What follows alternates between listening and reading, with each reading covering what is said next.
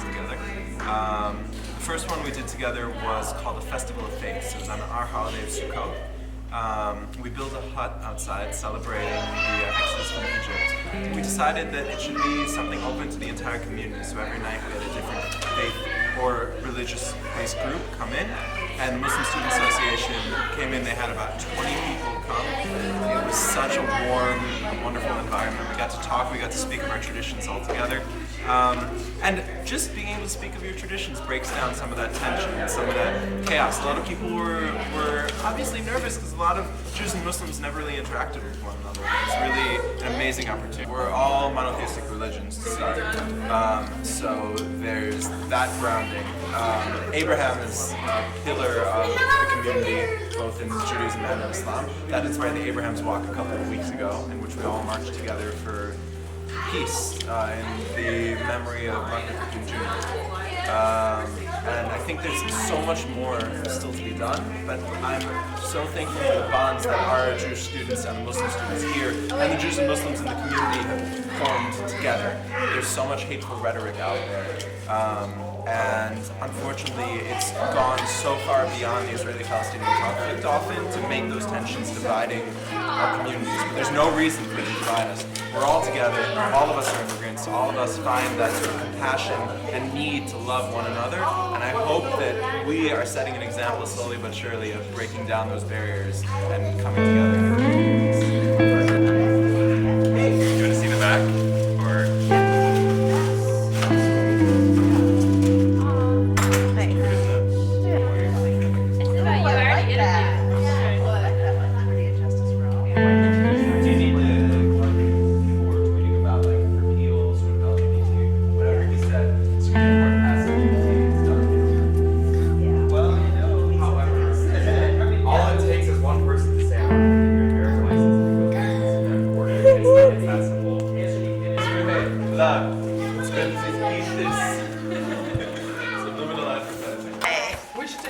So for me this is very simple. My grandparents came here from the Ukraine, and those members of my family who did not are probably in a mass grave somewhere over there.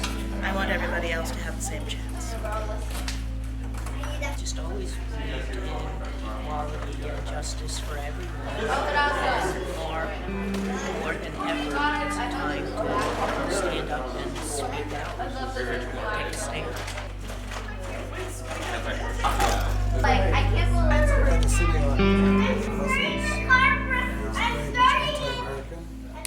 it. Also, they say that they like to erase other people how much against any thoroughly vetted people in the United States just because of their race or religion.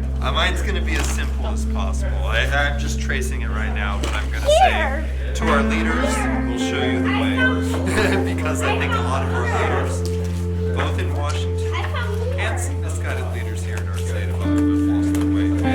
I wrote America for All because I think it's really important that we should just accept and let in anyone who wants to be here. So that's, not done yet. I'm still not done. It says don't kiss the ring because you might get sick. Booby trap for Donald Trump, so get that.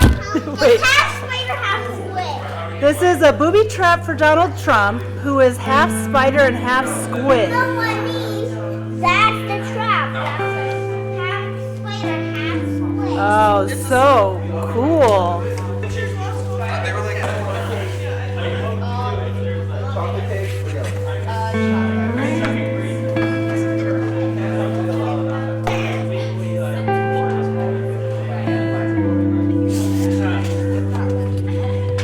What does that say?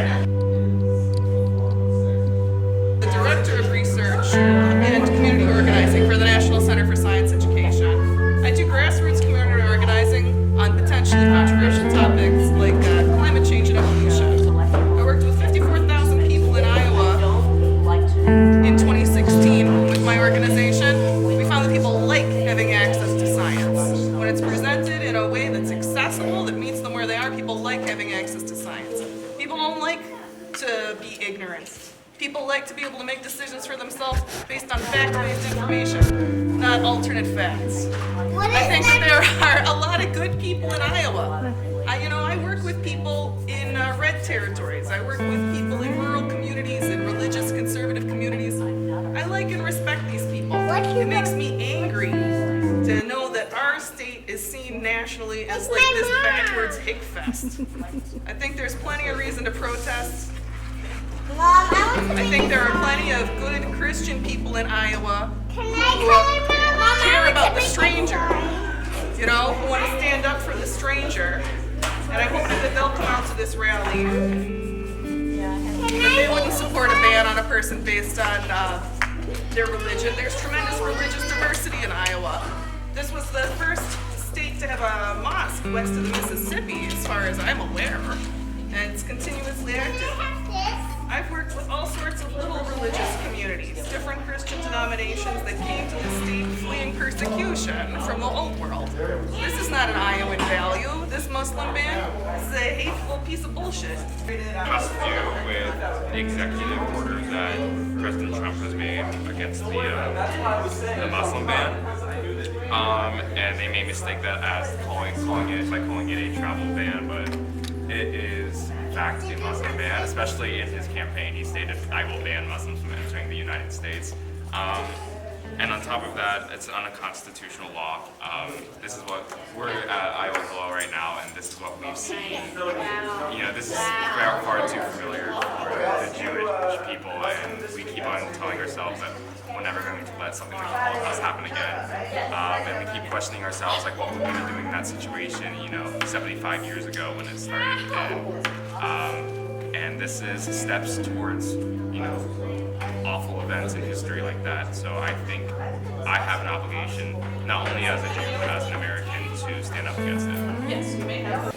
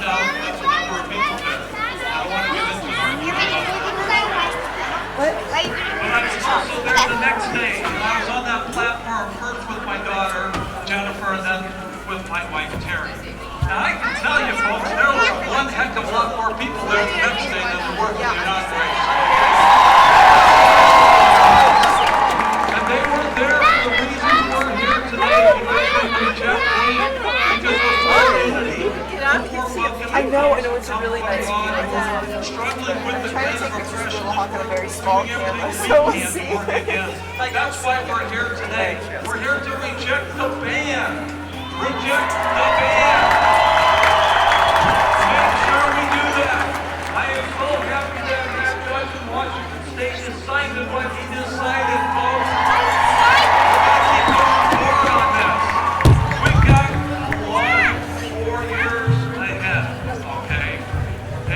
Oh, there you are.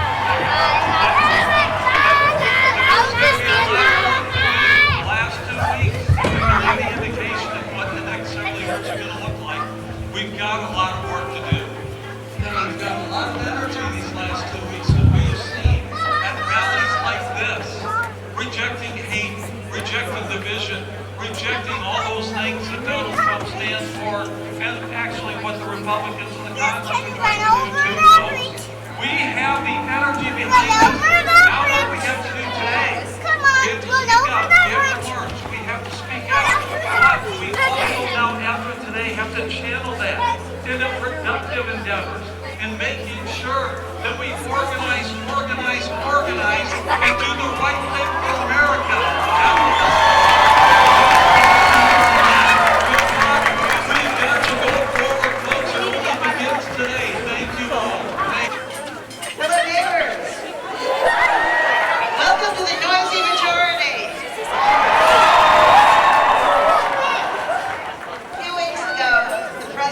swore an oath to protect the Constitution of the United States.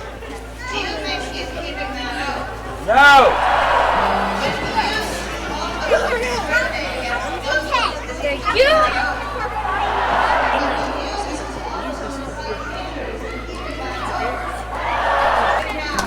I would like you to take an oath with me.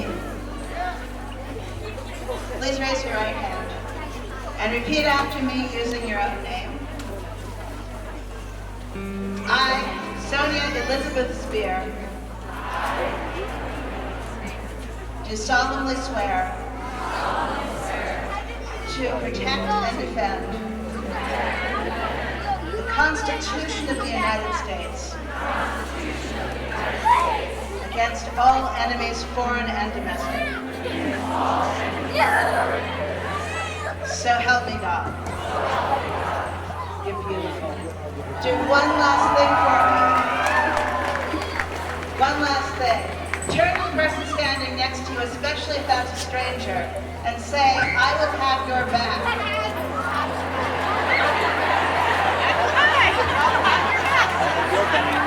So as mayor of Iowa City, I'm very proud to be standing here with you today. We all know earlier a week ago, the new president signed this executive order. This national, based on religious and ethno-nationalist bigotry. It's cruel, arbitrary, dangerous, and possibly unconstitutional. And for you, it's terrible. So what can we, as Irish people of Iowa City, do? Friends, let me speak frankly. Before taking office as mayor of the city, I solemnly affirm that I will support the Constitution of the United States. I love this country. I love the Constitution. I stand for the flag that symbolizes both of them, and I deeply respect the office of the presidency. But this president and his policies pose a clear and present danger to the values that have made our city such a great place to live. Openness, diversity, inclusivity, creativity, and the like. As a prominent writer recently observed, we are living through the most dangerous challenge to the free government of the United States that anyone alive has experienced. What happens next is up to you and me. We continue. Don't be afraid. This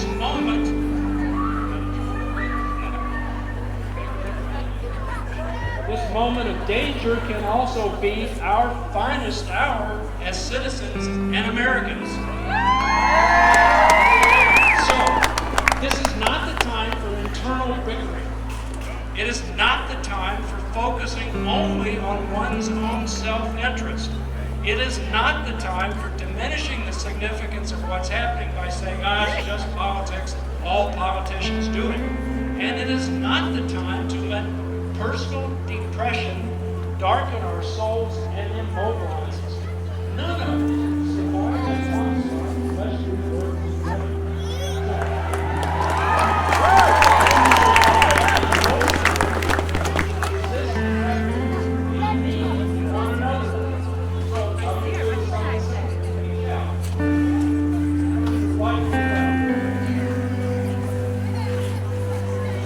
Yeah, like over by the coffee.